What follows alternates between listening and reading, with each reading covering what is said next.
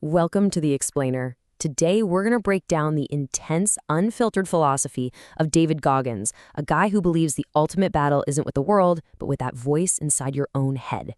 Okay, let's just dive right in with a feeling we all know, right? The temptation to hit snooze, to put off the hard work, to tell ourselves we'll start tomorrow. Goggins says this isn't just a little moment of weakness. For most of us, it's our default setting. And he believes if you want to change that pattern, you have to know who you're fighting. And it's not the alarm clock. It's this internal saboteur he calls the quitting mind, that little voice that will always, always choose comfort over growth. See, this voice tells you you've done enough, you deserve a break. But here's the really sneaky part. It listens to the outside world. Goggins says it's basically a puppet, and the strings are being pulled by our fear of what everyone else is thinking and saying about us. So what's the crucial point here? The battle isn't out there, it's a flat-out war for control inside your own head. You either control your brain, or you can bet it is going to control you. And this slide lays it out perfectly. The default state for most of us is just being a passenger, right? Your brain wants to pull you into those same old spots, doubt, fear, you name it. The solution? It's a hostile takeover. You have to be the one in the driver's seat, giving the orders, telling your brain where it's going to go. And this, right here, is why that control is so incredibly vital. When life gets real, truly hard, there is no app, there's no website that's going to save you. Goggins learned this firsthand when he was facing a severe learning disability and couldn't swim.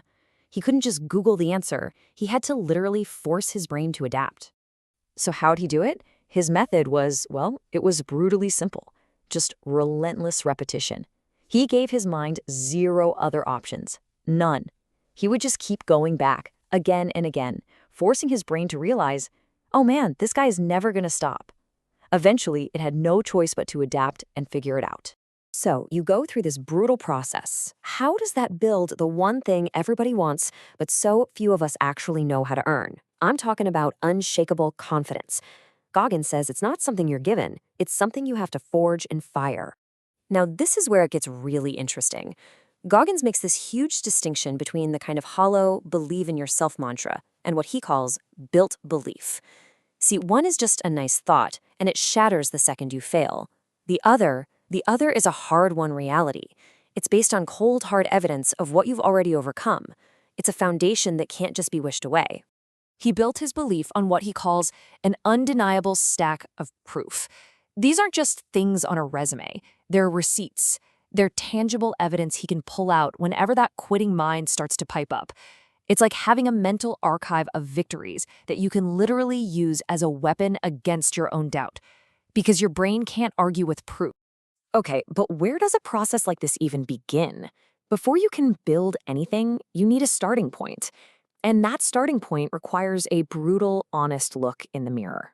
Goggins argues that most of us are looking for toughness in all the wrong places.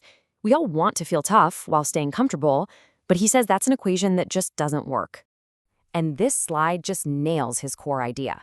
True confidence, true toughness. They are only built where you are weakest. You don't find strength in the places that make you feel good and safe. You find it by intentionally drowning yourself in the very things that scare you the most. For him, this meant facing a hard truth. The person named David Goggins was a scared, bullied kid who would always quit when things got hard. So he realized he had to build a completely new identity. The persona of Goggins, a guy who could do all the things David Goggins couldn't. And this whole transformative process, this act of building a new self from the ground up, leads to what he calls the conqueror's mindset. And it's about more than just willpower, it's about mental organization. To get this mindset, you have to organize your brain first. He compares it to a messy garage. Think about it. If it's just cluttered with anxieties, insecurities, and all the stresses of daily life, there's literally no room to put something like discipline.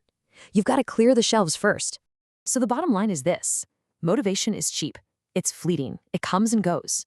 The real challenge, the true sign of that organized conqueror's mind, is the ability to be disciplined even when you feel absolutely no motivation at all. It's about being your best self, especially when you least feel like it. And that leaves us with the ultimate takeaway from his philosophy. It's not a question of physical capability. Goggins is convinced we almost always have one more step left in us. So the real question, it's a direct challenge, not to your body, but to your will.